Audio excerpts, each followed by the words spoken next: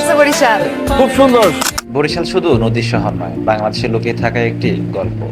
আপনি কি জানেন বাংলাদেশের কোন জেলাকে বলা হয় নদীর শহর? অনেকেই হয়তো জানে না, আবার অনেকেই হয়তো জানেন।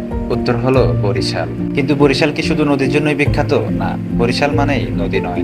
বরিশাল মানেই ইতিহাস, সংস্কৃতি আর অতিথিপরায়ণ মানুষ। আর এমন কিছু সৌন্দর্য যা নিজের চোখে না দেখলে বিশ্বাস করা কঠিন। আজকে চলুন নতুন চোখে দেখি আমাদের বরিশাল। বরিশালে পৌঁছানোর আগেই শুরু হয় এক অন্যরকম অনুভূতি। নদীর বুক চিরে চলা লঞ্চ, দুই পাশে সবুজ প্রকৃতি আর বাতাসের ছোঁয়া। মনে হয় যেন প্রকৃতি নিজেই আপনাকে স্বাগত জানাচ্ছে। এই কারণে অনেক মানুষ বলে বরিশাল যাওয়ার পথটাই মনে হয় একটি ভ্রমণ। বরিশালের বান হলো কীর্তনখোলা নদী, সকালের সূর্য, বিকেলের আলো আর নদীর বুকে নৌকা। সব মিলিয়ে এমন দৃশ্য তৈরি হয় যা ক্যামেরায় পুরোটা ধরা যায় না। আর বরিশালে এমন একটি জায়গা আছে যা শুধু বাংলাদেশে নয়, বিদেশি পর্যটকদের কাছেও পরিচিত।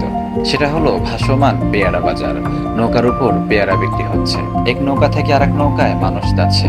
দেখে মনে হবে যেন পানির উপর একটি বাজার ভাসছে। এটি বরিশালের একটি অন্যতম আকর্ষণ। বরিশালের আর একটি গর্ব পুঠিয়া বাইতুল আমান জামে মসজিদ। এর বিশাল স্থাপত্য, সুন্দর পরিবেশ আর শান্ত আবহাওয়া হাজারো মানুষকে আকর্ষণ করে। এটি শুধু মসজিদ নয়, এটি বরিশালের একটি অন্যতম পরিচয়। আপনি যদি প্রকৃতি ভালোবাসেন তাহলে দুর্গাসাগর দিকে অবশ্যই আপনার ভালো লাগবে। চারিদিকে সবুজ গাছ, নিরিবিলি পরিবেশ আর পাখির ডাক। এমন শান্ত পরিবেশ শহরের কোলাহলে খুব কমই পাওয়া যায়। বরিশালের সৌন্দর্য শুধু এখানকার দর্শনীয় স্থানে নয়, এখানকার গ্রাম, সবুজ ধান ক্ষেত, নদীর পাড় আর মানুষের হাসি মুখ, এই সবই বরিশালের মানুষকে অন্যরকম করে তোলে। আমরা অনেক সময় বিদেশের সৌন্দর্য নিয়ে কথা বলি, কিন্তু আমাদের নিজের দেশে এত সুন্দর সুন্দর জায়গা কখনো ঠিকমতো তুলেই ধরি না। বরিশাল তার একটি বড় উদাহরণ। এই জেলা শুধু ভ্রমণের জন্য নয়, বাংলাদেশের প্রকৃত সৌন্দর্যকে অনুভব করার জন্য এক অসাধারণ জায়গা। আপনি যদি বরিশালের মানুষ হয়ে থাকেন তাহলে কমেন্ট লিখুন, আমি গর্বিত, আমি বরিশালের মানুষ।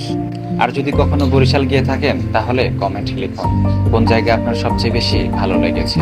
ভিডিওটা যদি ভালো লাগে তাহলে শেয়ার করুন, যেন আরো মানুষ জানতে পারে বরিশাল শুধু একটি জেলা নয়, এটা নদী, প্রকৃতি আর ভালোবাসার এক অনন্য গল্প।